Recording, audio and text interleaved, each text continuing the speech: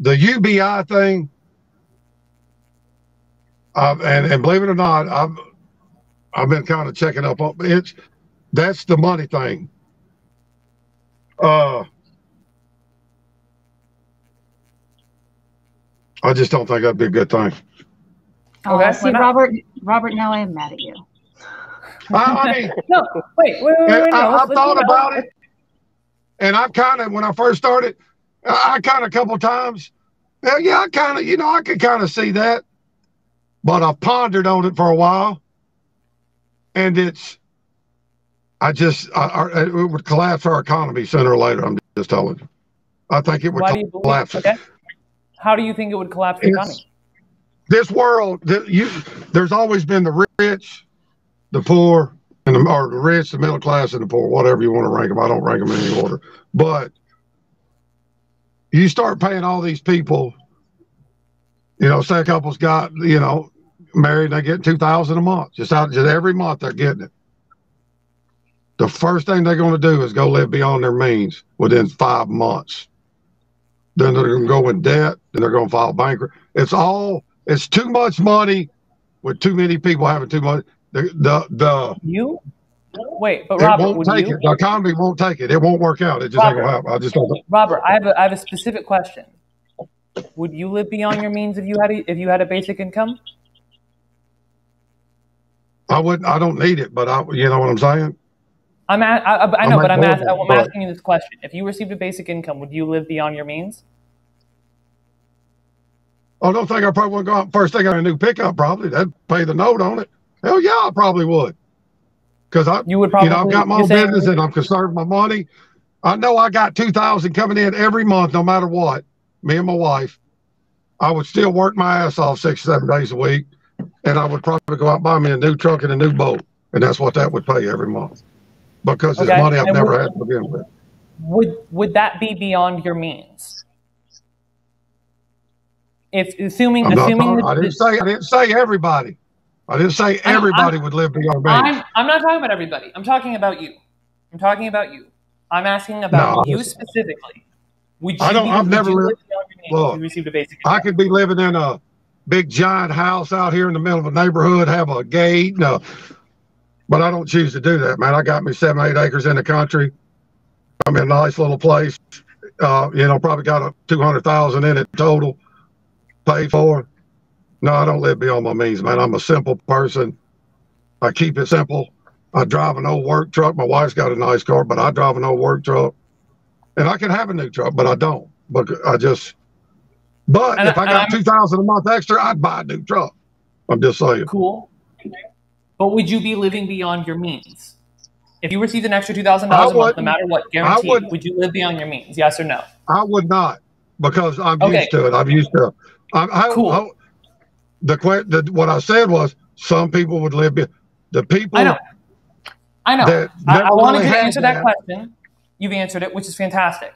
So now my next question is, why do you believe that a huge portion of people who would suddenly go beyond what they currently go beyond just because I was a young man just getting married and starting out in life.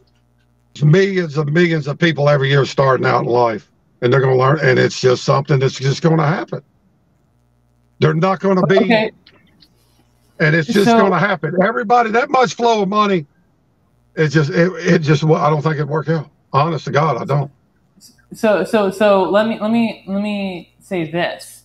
You're talking about people getting married and starting out their life, but the vast majority of young adults don't get married until mid to late 20s, that because that 30s, was me. 40s now. Yeah, I said that because that was me getting married.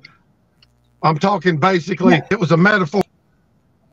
Becoming your own person, your own man, your own woman.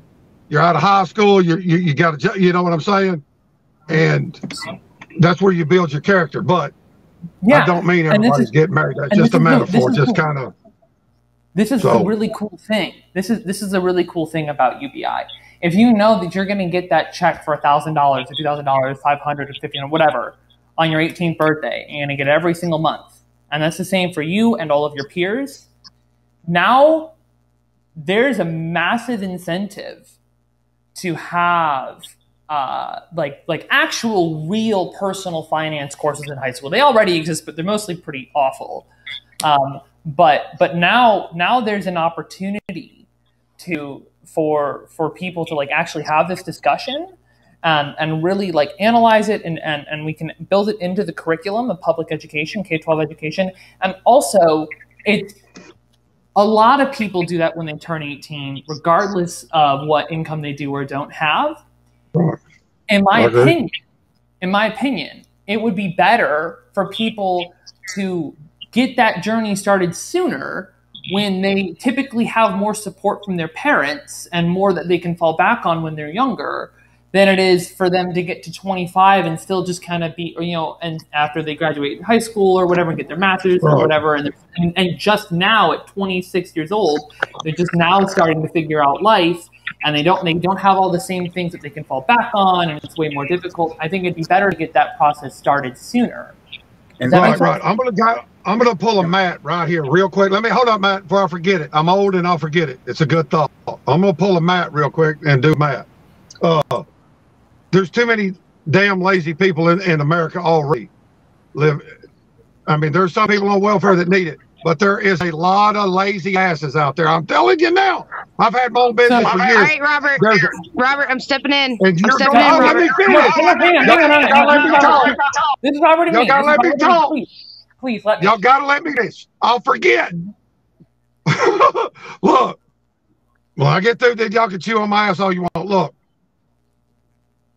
it's going to make a bunch of lazy people. There's already too many people wanting handouts already. I see them every day. They're standing on there holding a sign, and they're fine. If I see somebody there with a leg missing, damn right, excuse my language, I'll stop and give them 5, 10, 15, 20 bucks because they need it. But there's so many lazy ass people, and this ain't gonna do nothing but quadruple it 100 times, and it's gonna and the drug addicts are gonna be falling out of the sky. So it's not a good thing. You'll never convince me it's a good thing. I just don't think it will be. So you mentioned welfare. The Achilles heel of our current welfare state, all of it, is that those programs are all conditional. So you don't get the money unless you meet some certain criteria. For example, to get disability, a common thing that a lot of people have to do is not disability. I'm just giving an example. Right. Just as one welfare program out of over 90 federal welfare programs. One thing that people have to do is not be employed for 2 years. Those conditions. Yeah, but I'm saying those conditions around all of these different welfare programs are, like I said, the Achilles heel. These conditions are synonymous with incentives, because if you're relying on this money to live, to pay rent, to buy food, make sure you don't go out on the street and die, those incentives are very strong, and they incentivize people to behave in very strange ways that we don't want, like weird behavior, kind of the stuff you're talking about, the quote-unquote lazy whatever it is, right? For another example, this next generation, the generations are coming up. Hang on, go ahead. It's my turn. We're talking about incentives. Ahead. My bad. Okay, we're talking about incentives. Although it's not a federal program, unemployment insurance is literally paying people to stay unemployed. It's an incentive to behave in this weird way that we don't want people to behave. And that's one of the really key points about universal basic income, about unconditional basic income, that people bring up all the time with me, is like, why would you give $1,000 a month to Jeff Bezos? Because the moment you means test it is the moment it falls apart and just becomes another bureaucratic, broken, bullshit, dehumanizing welfare program. We don't need any more of those. They suck. They miss so many people. They cost way more money than they should. The important bit about unconditional basic income is you don't lose it when you make your own life better. And so there's no incentive, because it's unconditional, there's no incentive to behave in any particular way. And so if you work more, that's just more on top. And we see this borne out by all of the data and all of the evidence in every basic income trial across the world, from California to Kenya, that basic income does not incentivize people to work less. It actually increases economic productivity. And the only groups of people who we've ever seen be less employed was in Finland, which is an already well-off country, where mothers spent more time raising their children and students spent more time studying, which is still work. We just don't pay for it. But it's important work that needs to be done. And I'd rather have them doing that than running a cash register that can be done by a robot. So this is the whole point here, is like the unconditionality makes us fundamentally different from our other welfare programs that incentivize people to behave in strange ways. Well, can you define? You got to look at it. Can I please say it? I'll forget it. It won't take me 2 seconds.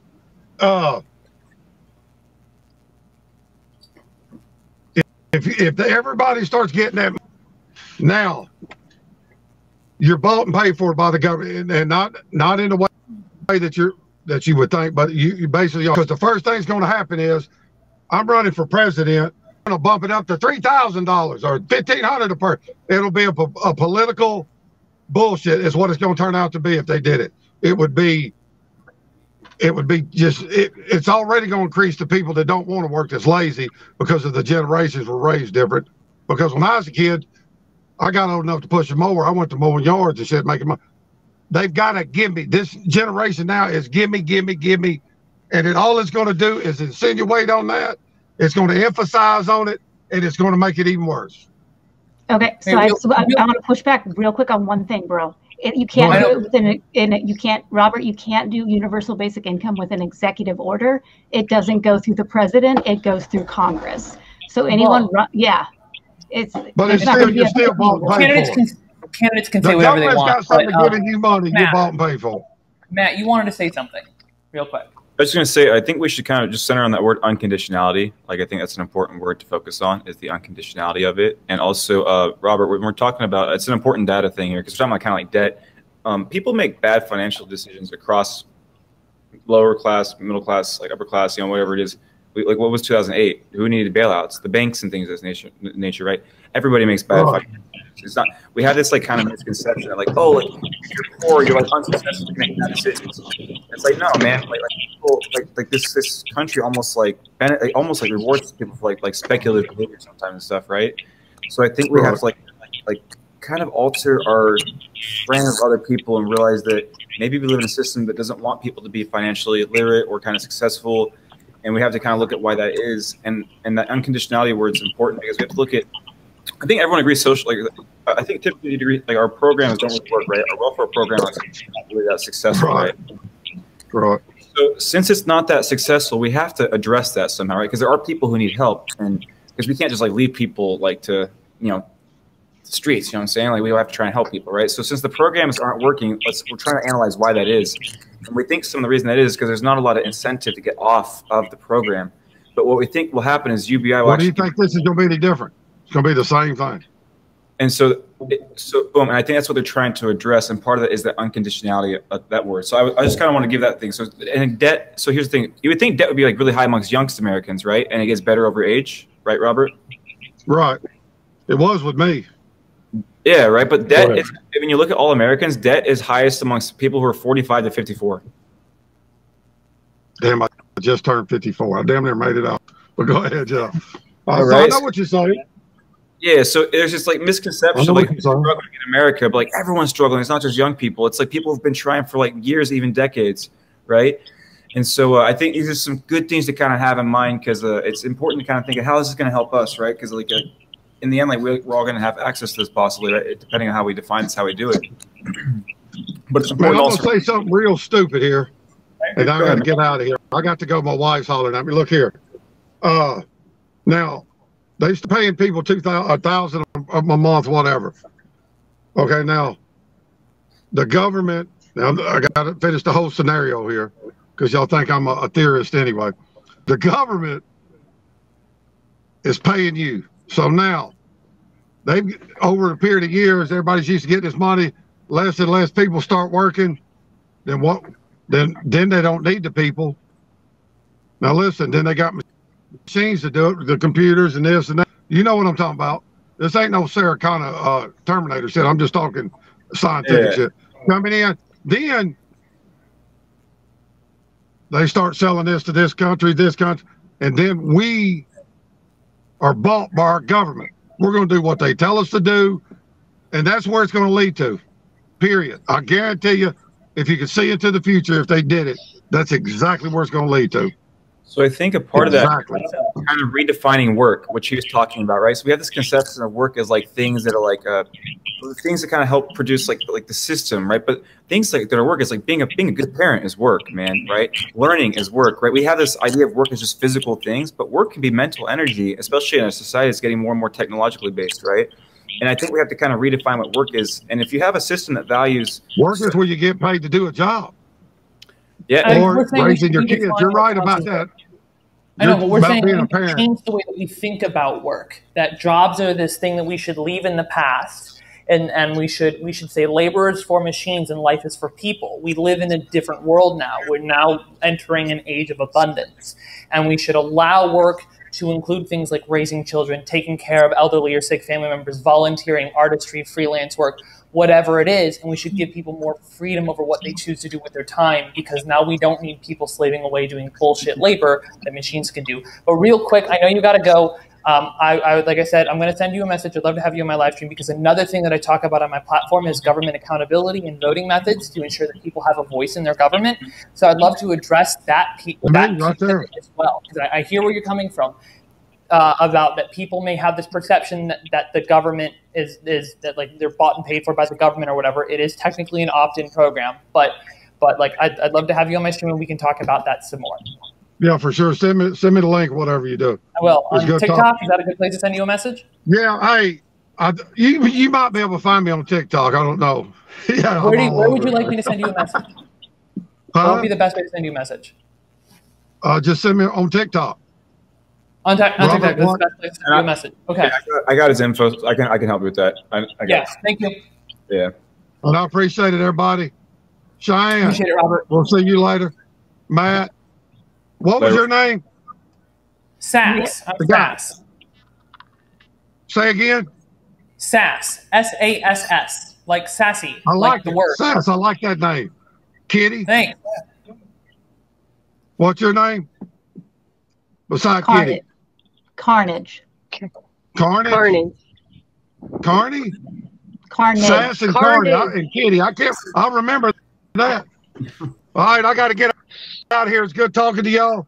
Later, Robert. Hey, man, I enjoyed it, and we'll talk again. Sounds good, brother. Take care. Oh, man.